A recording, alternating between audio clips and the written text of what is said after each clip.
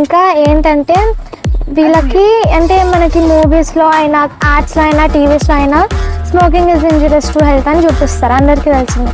So smoking తాగే వాళ్ళకి injurious, కానీ చేసే వాళ్ళకి ఇంజూరియస్ ఎందుకు ఉండదు?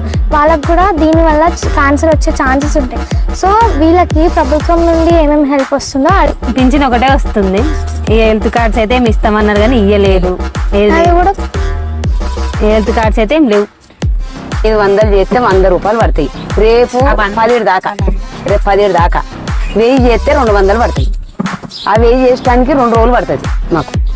2 రోజులు పడితే నడుము కాళ్ళు చేతులు అన్నీ 7 కాడికి గుంజుతాయి. పని అయితే నడతలేదు.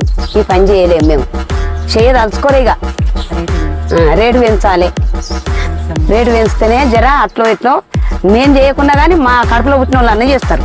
మాకు రేపు 10 దాకా 100 పడుతుంది. 100కు మాకు ఆ ఖర్చులన్నీ వెళ్తాయా?